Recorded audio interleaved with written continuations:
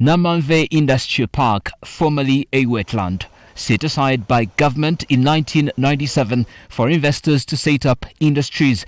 It has since harbored lots of controversy, from fake investors to fictitious land titles being issued. The investment minister's revelations today bring light to the deep-rooted corruption even at the Uganda Investment Authority, an agency she supervises. And so we removed the $80,000 per acre and made it free. Now, when we made it free, I am told there are people who took advantage. And I'm not only told, Brigadier, you actually have people you'll be carrying with you today, because we lost 300 of the 2,200 acres to Ugandans who went and forged land titles with Uganda Land, Mukono Land Board, and sold this land to the investors. So those victims, people who bought land from the investors, they are there. They bought. He's one, and I hope there were 30 of them who came. There's this. They bought land. And I told them, why did you buy land? It's supposed to be free.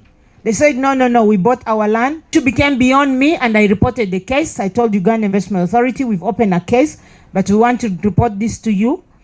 What we will do is, since they're investors, what I guided was that we don't chase them out of the land, but give them freehold, and that person who took their money must refund their money.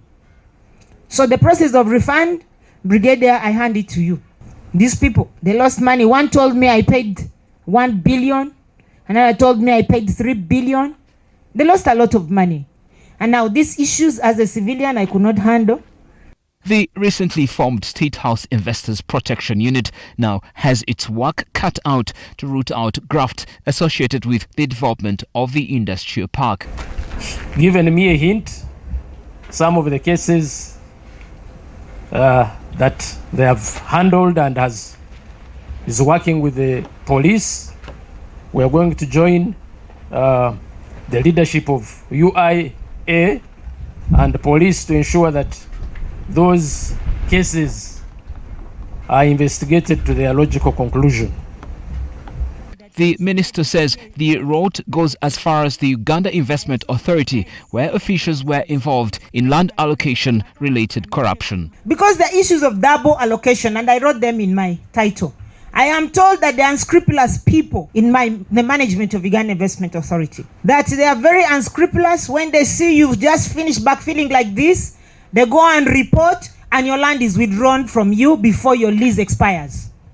The Uganda Investment Authority Director General has also of recent warned land will be withdrawn from local investors who have delayed to develop it. Some present at today's meeting even blaming prohibitive policies. In the lease agreement, they talk something about ground rent. I don't know if it was waived, but I attempted severally to try and get my invoices to pay the ground rent for the years that my lease has been running, but I have found a lot of difficulty in getting that. My fear is that I am not complying with the terms of the agreement because I haven't paid the ground rent, which is specifically mentioned in my lease agreement. The national broadband policy is talking about decreasing cost of internet to the masses. It's an enabler.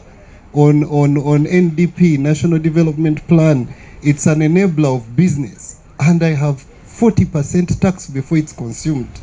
Access to the park, if you're using Ginger Road, is 4 hours. Now, as we speak, access to my data center is impossible. The joint venture firm Belfast and Uganda-based Ugandans, which was contracted by the government of Uganda to service the industrial park, says works are now at 60%. We've done about 15 kilometers of surfacing. That's the final surfacing. We've opened up about 90% of the park.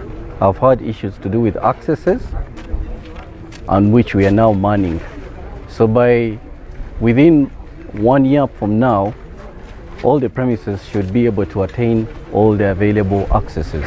For now, the industrial park is home to hundreds of companies which have invested millions of dollars. But majority here said doing business is tough, blaming delays on the completion of park servicing and additional tax proposals, among others. Malcolm Musime, NTV Weekend Edition.